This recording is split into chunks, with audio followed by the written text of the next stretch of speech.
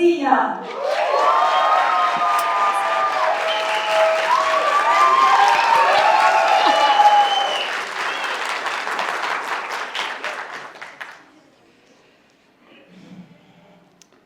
Eu me lembro como se fosse ontem, o dia que eu descobri que o Sol ia destruir o nosso sistema solar. Quando criança, eu gostava muito de assuntos de ciência. E meus pais tinham um livro enorme lá em casa que falava justamente sobre a formação das galáxias, formação dos planetas. E eu passava um bom tempo me debruçando sobre ele. Mas tinha uma partezinha específica que por algum motivo eu sempre pulava. Ela me assustava de alguma forma. Até que um dia eu decidi encarar. E ela contava justamente como, daqui a milhões de anos, nossa Terra seria destruída pelo próprio Sol. Assim como toda estrela, o Sol também possui um período de existência. E ele sobrevive a partir de reações de fusão nuclear que transformam o hidrogênio em hélio. Mas quando o estoque de hidrogênio dentro de uma estrela começa a ficar escasso, o seu núcleo começa a se comprimir muito e o seu volume aumenta exponencialmente. Nesse ponto, o Sol vai atingir um momento que é chamado de gigante vermelha, responsável por aquecer as temperaturas da Terra em mais ou menos 700 graus Celsius, tornando inviável qualquer forma de vida.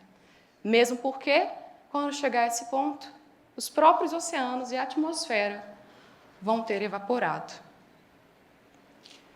Eu não sabia naquela época, mas a triste história do fim do nosso sistema solar é só uma pequenina fração de toda a história do fim do universo. Daqui a alguns milhões de anos, o estoque de gás do universo para formar novas estrelas vai se esgotar. E nisso, as estrelas que já foram formadas vão todas passar por esse processo que eu contei para vocês. A partir da sua massa, as estrelas podem, depois de ter essa explosão final, se transformar em anãs brancas, que seria o caso, por exemplo, do nosso Sol, que é quando sobra só um núcleo bastante denso de luminosidade reduzida. Podem se tornar estrelas de nêutrons, ou até mesmo aí os famosos buracos negros, que distorcem o espaço-tempo de uma forma tão grande que nem a luz consegue escapar deles. Mas mesmo esses remanescentes de estrelas, um dia vão ter um fim. Daqui a trilhões de anos, os prótons e nêutrons que formam essas partículas vão decair em radiação. É um processo chamado decaimento do próton. Os buracos negros vão sobreviver mais um pouquinho, mais ou menos aí 10 elevado a 100 anos. Um número quase inconcebível para a nossa mente humana. Mas mesmo eles vão um dia se desintegrar em radiação. Provavelmente, a explosão do último buraco negro é a última coisa que olhos como os nossos seriam capazes de enxergar, antes que o universo mergulhe numa escuridão irreversível, onde nada mais vai acontecer. Nesse ponto, ele vai atingir o que os físicos chamam de morte térmica, e vai ser formado apenas por algumas partículas elementares e radiação de baixa energia. Quem diria que o universo, justamente o nosso parâmetro de estabilidade, iria nos decepcionar dessa forma, tendo um fim? Talvez Heráclito estivesse certo quando, 500 anos antes de Cristo, definiu o fluxo contínuo ou movimento constante como a principal característica da natureza. É atribuída a ele uma célebre frase que diz que a única coisa que não muda é que tudo muda. Ou um pouquinho mais famosa, o rio não passa 2 vezes pelo mesmo lugar. É inclusive muito curioso que mesmo naquela época, Heráclito identificava o fogo como o elemento que teria sido responsável pelo surgimento da Terra e ainda diria que um dia a Terra iria retornar para suas chamas primitivas, quase que como se estivesse prevendo esse futuro trágico de morte pelo Sol que os físicos iriam concluir centenas de anos depois. De fato, é quase inevitável entender tudo muda e tudo acaba como sinônimos. Talvez seja isso que tenha feito o filósofo Heidegger, em meados do século XX, a definir o homem a partir do seu fim.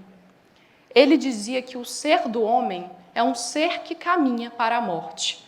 E o que ele queria dizer com isso é que a única maneira de nós termos uma existência autêntica, é esse o termo que ele usa, seria compreendendo que nós somos finitos, ou seja, que nós vamos morrer, e a partir daí nós nos tornaríamos capazes de, com plenitude, aproveitar as oportunidades que nos vêm durante a vida.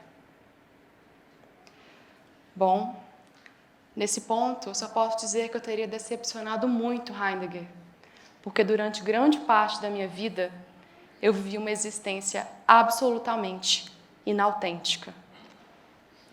É curioso que eu venha falar sobre mudanças para vocês hoje, porque eu as odeio profundamente.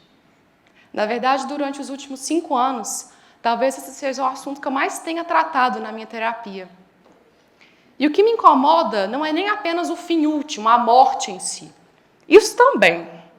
Mas me incomodam muito mais os fins diários, as mudanças diárias.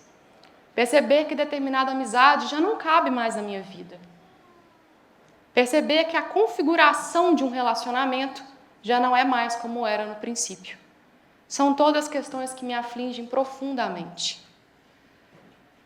Mas para além de essa minha luta contrariar justamente aquela que é a característica principal da natureza, que é o fluxo constante, é uma luta perdida. Porque toda vez que se tenta eternizar alguma coisa, nós acabamos colocando fim à própria vida. Só há vida enquanto há movimento. É como um medidor de batimentos cardíacos. Enquanto há oscilação, há vida. A linha reta só é compatível com a morte. A minha relação com a mudança, na verdade, só começou a melhorar um pouquinho a partir do momento que eu compreendi que a cada vez que alguma coisa termina, outra coisa começa. No começo desse ano, eu passei um período muito difícil da minha vida. E eu fui passar um tempo com os meus pais em Sete Lagoas. E naquela semana, o meu pai me disse uma frase na qual eu me agarrei e que eu repetia todos os dias como um mantra. É uma frase de Fernando Teixeira de Andrade, talvez vocês conheçam.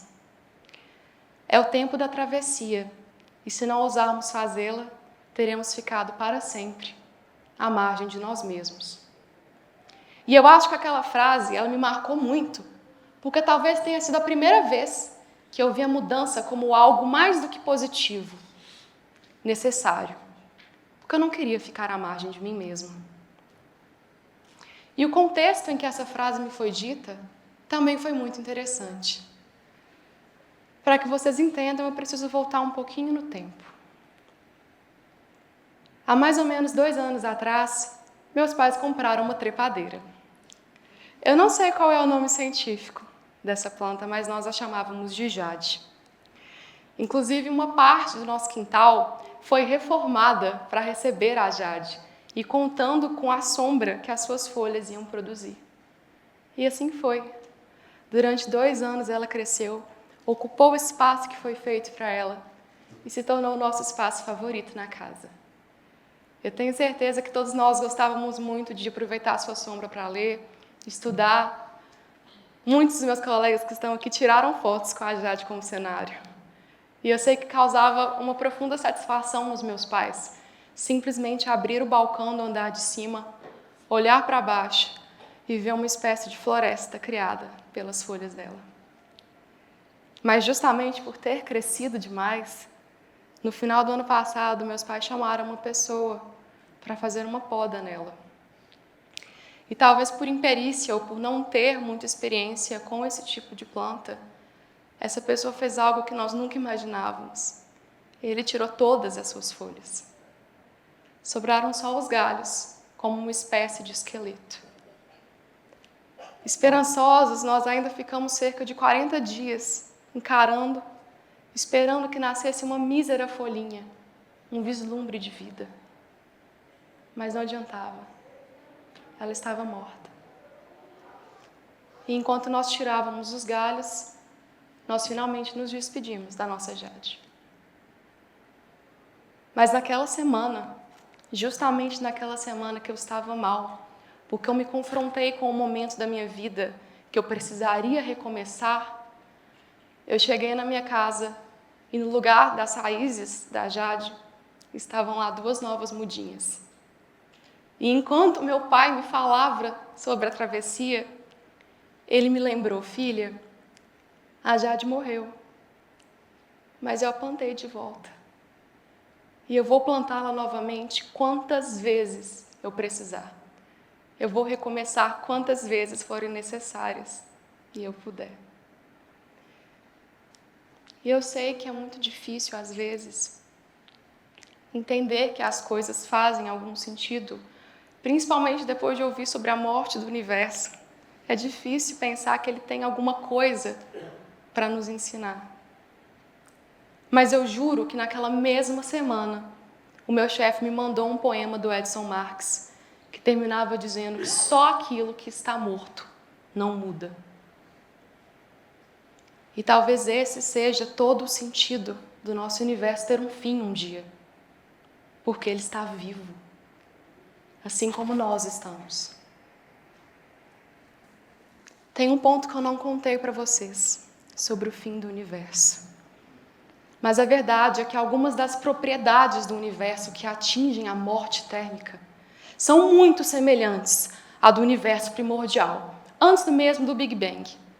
E isso levou alguns físicos a suscitarem a hipótese de universos circulares, como se ao alcançar o ponto da morte térmica tivesse origem um novo Big Bang e tudo recomeçasse. Então, no final das contas, eu acho que é por isso que nós não devemos temer a travessia.